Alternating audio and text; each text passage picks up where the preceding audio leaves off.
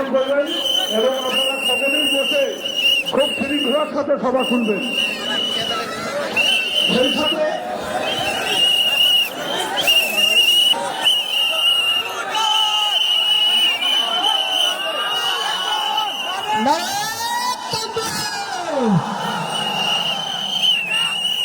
প্রধান বক্তারা বলবেন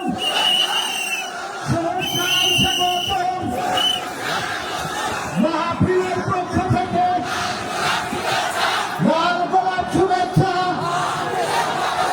মাহফিলের পক্ষ থেকে প্রধান বক্তারা বলবেন সম্মানিত তাওহীদি জনতা, আমাদের প্রিয় আত্মবাচক ব্যক্তি প্রধান বক্তা নবীজির সবচেয়ে অভাবের সময় যেই বউ সবচেয়ে বেশি সাপোর্ট দিয়েছিল সেই বউটার নাম কি?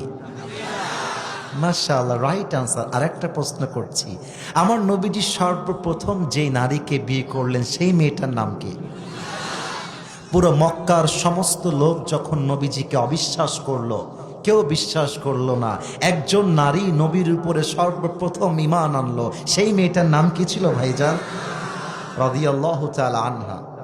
আমরা অনেকে ভাবি যে তাফসীর মাহফিলে খাদিজার জীবনী নিয়ে ওয়াজ করলে মনে হয় এটা আমাদের ধারার বাহিরে হবে। না না, আমার কি মনে হয় জানেন, খাদিজার জীবন যদি একজন মেয়ে স্টাডি করতে পারে, একজন মেয়ে যদি খাদিজাকে রোল মডেল হিসেবে মানতে পারে, রংপুরের পার্কে কোনো মেয়ে বোরকা পরে আর প্রেম করতে পারবে না।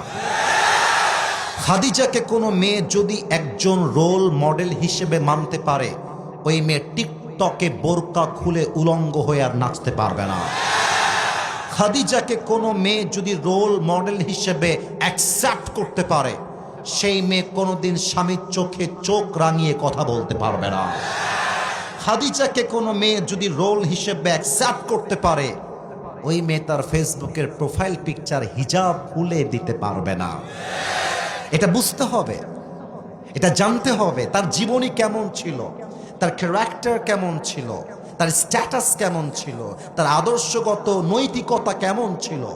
এটা যদি আমরা জানতে পারি, নারী সমাজ পরিবর্তন হয়ে যাবে। আর নারীরা পরিবর্তন হয়ে গেলে আমার যুবকরাও পরিবর্তন হয়ে যাবে। আচ্ছা, আমাকে একটা প্রশ্নের উত্তর দেন তো সবাই মিলে।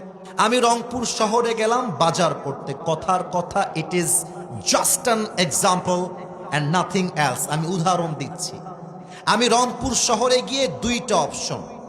এক, আমি গিয়ে দেখলাম অনেক মেয়েরা বোরকাহীন পর্দাহীন ঘুরে বেড়াচ্ছে।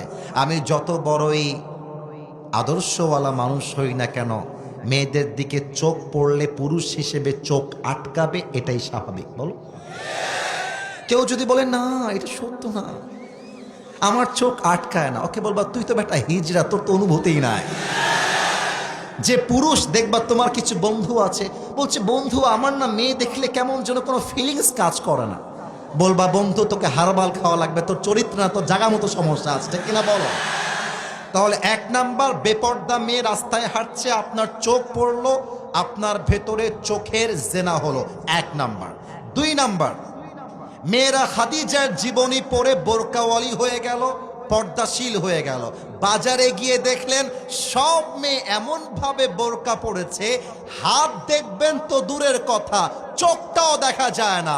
এই যদি হয় সমাজ ব্যবস্থা, জেনা তো দূরের কথা, এফটিচিংটাও কমে যাবে যুবক ভাইরা, ঠিক কিনা বলো?